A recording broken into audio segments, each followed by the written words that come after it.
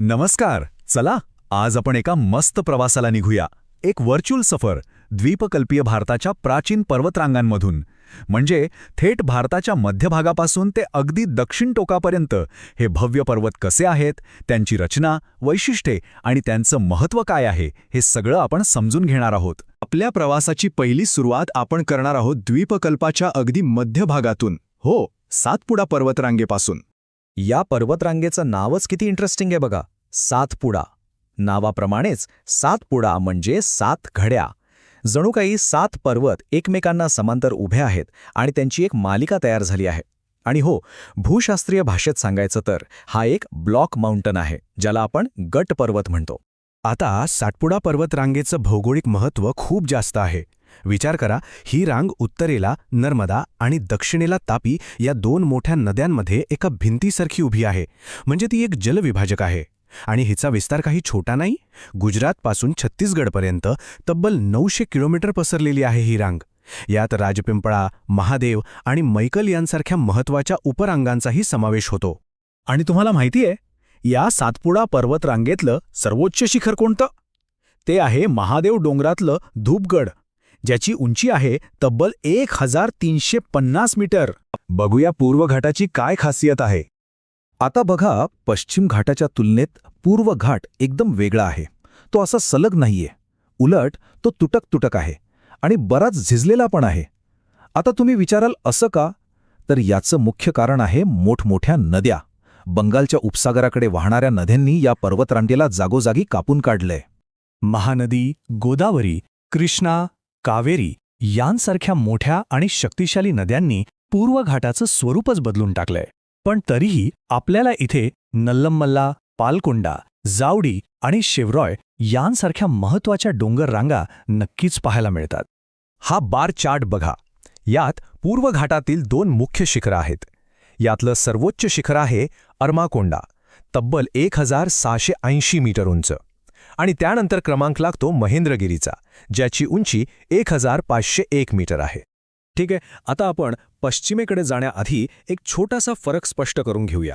पूर्व घाट आणि पश्चिम घाट यात काय फरक आहे? तर सोप्या भाषेत सांगायचं तर पूर्व घाट हा तुटक आणि कमी उंचीचा आहे. या उलट पश्चिम घाट म्हणजे जणू काही एक सलग उंच भिंतच, आणि त्याचा पश्चिमेकडचा उतार तर खूपच तीव्र आहे. तर आता वळूया त्या भव्य आणि सलग पर्वतरांगेकडे, जिला आपण अभिमानाने सह्याद्री किंवा पश्चिम घाट म्हणतो. पश्चिम घाट म्हणजे काय? तर भारताच्या पश्चिम किनाऱ्याला समांतर धावणारी जवळजवळ 1600 किलोमीटर लांबीची एक अखंड भिंतच आहे. द्वीपकल्पीय भारतातल्या बहुतेक नद्यांचा उगम इथेच होतो. त्यामुळे ही रांग आपल्या भारताची मुख्य जलविभाजक आहे असं म्हटलं तरी चालेल. आता अभ्यासासाठी सोपं जावं म्हणून सह्याद्रीचे 3 भाग केले जातात. पहिला उत्तर सह्याद्री, जो गुजरात ते गोवा पसरलाय. हा बेसॉल्ट खडकाचा बनलाय आणि यातलं सर्वोच्च शिखर म्हणजे आपलं कळसुबाई.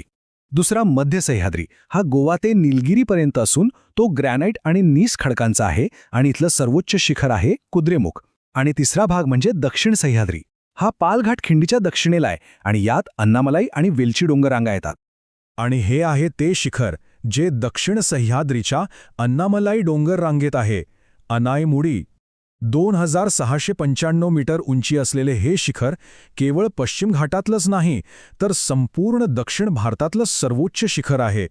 चला, आता आपण आपल्या सफरीच्या त्या खास टप्प्यावर आलो आहोत, जिथे द्वीपकल्पाच्या 2 महान पर्वतरांगा म्हणजे पूर्व आणि पश्चिम घाट अखेर एकमेकांना भेटतात. काय सुंदर वर्णन आहे बघा.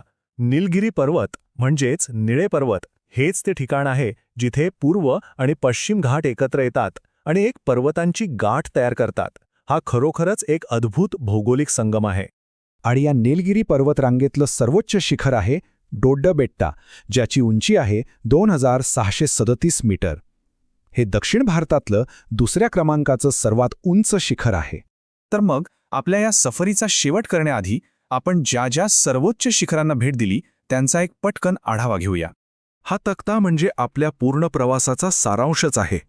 अरवलीतलं गुरुशिखर, सातपुड्यातलं धूपगड, सह्याद्रीतलं कळसुबाई आणि कुद्रेमुख, आणि शेवटी दक्षिणेतली सर्वोच्च शिखरं अनाईमुडी आणि दोड्डबेट्टा.